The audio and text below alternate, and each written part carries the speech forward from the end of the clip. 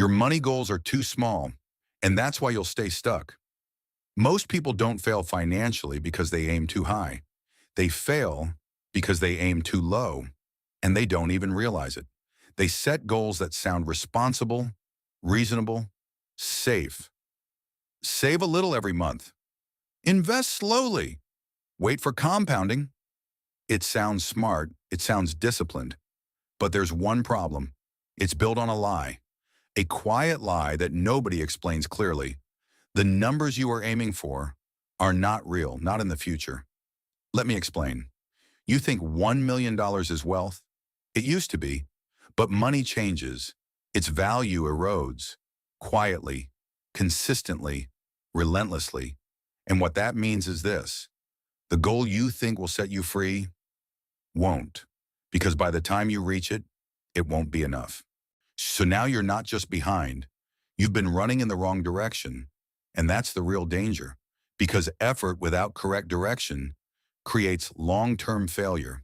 So today we're not adjusting tactics, we're correcting your entire frame. Because if your target is wrong, everything built around it collapses. Part 1, the hidden enemy, time itself. There is something working against you every single day, and it doesn't care how hard you work. It doesn't care how disciplined you are. It doesn't care about your plans. It is constant. Inflation. Most people hear that word and ignore it because it doesn't feel urgent. But it is, because inflation is not just rising prices. It is the silent destruction of your future. It means that the money you think you'll have later will not buy what you think it will. So when someone tells you, just save consistently and you'll be fine, they are ignoring reality, because consistency alone is not enough. You need velocity, you need scale, and most importantly, you need to think bigger than you're comfortable with, because small thinking in a world of shrinking value is a guaranteed loss. Part 2, why your current plan will fail you. Let's break the illusion. You save a small amount every month. You invest it. You wait. Decades pass. You reach your goal. And then you realize something. It doesn't feel like freedom, because what that money can actually do is far less than what you imagine. And now you're out of time. That's the trap. It's not that saving is wrong. It's that saving alone is insufficient, because the game has changed. And if your strategy hasn't evolved with it, you're playing a losing game. Part 3, the real strategy, expansion, not preservation. Most people think wealth is built by protecting money. That's not how it starts. Wealth is built by expanding income, because there is a limit to how much you can save, but no limit to how much you can earn. This is where your mindset must shift. You stop thinking like a saver, and you start thinking like a builder, because builders don't focus on restriction. They focus on creation. And creation begins with one decision. You must increase your income, not slightly, significantly, because small increases do not change your trajectory. They only delay your problems. Part 4, the power of early action. Here's something most people underestimate.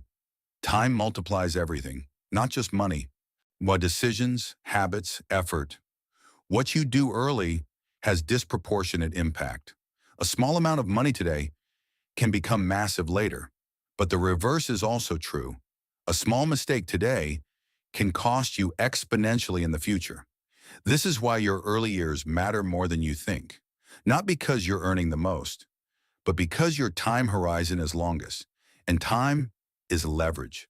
So when you waste money early, you're not losing dollars. You're losing multiplied outcomes. And most people don't see it. They only see the present. And that short-term thinking costs them long-term freedom. Part 5, the discipline of reduction. Now we return to something uncomfortable, spending.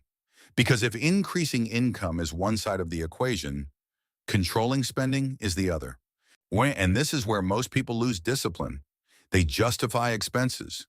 They normalize waste. They convince themselves it doesn't matter, but it does.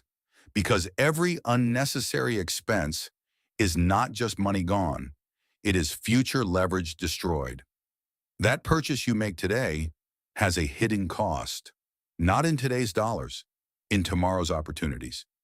So you begin to see money differently, not as something to spend, but as something to deploy. And that changes your behavior. You don't eliminate spending, you prioritize it. Because the goal is not deprivation, the goal is optimization.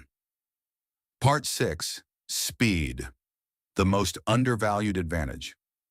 There is something more important than money, speed, because the faster you grow, the sooner you benefit from compounding.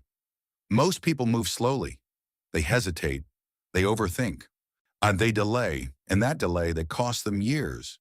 But if you can compress time, if you can learn faster, execute faster, grow faster, you change your entire trajectory. This is where skill comes in. Because skills, you are the fastest way to increase income. Not degrees, not theory, skills. Skills that people pay for immediately because the market rewards usefulness, not potential. Part 7, skills stacking, the real multiplier. This is where everything connects. You don't rely on one skill, you stack them. Each skill increases your value. Each skill increases your income potential. And over time, those skills compound, not financially, professionally, until you become someone who cannot be ignored. This is how income grows exponentially, not through luck, through accumulation of capability. Part 8, the bridge most people never cross. Imagine this. You are standing on one side. You are stuck, frustrated, limited. On the other side is freedom. But between you and that freedom is a gap. That gap is your skill gap. Most people try to jump it. They fail because they're missing pieces. So what do? You build the bridge, piece by piece, skill by skill, and eventually you cross, but only if you keep building. Part 9, investing in yourself. The highest RO. Here's a truth most people resist. The highest return investment is not in the market, it's in you. Because when you increase your ability to earn, you increase everything. Your options, your opportunities, your trajectory. And unlike external investments, this one cannot be taken from you. But it requires risk. Because you must spend before you are certain, and that uncertainty stops most people. But those who push through it gain an advantage that compounds forever. Part 10, the final shift, thinking like a strategist. At some point, everything changes. You stop thinking about money emotionally, and you start thinking about it strategically. You stop asking, can I afford this? And start asking, does this increase my future?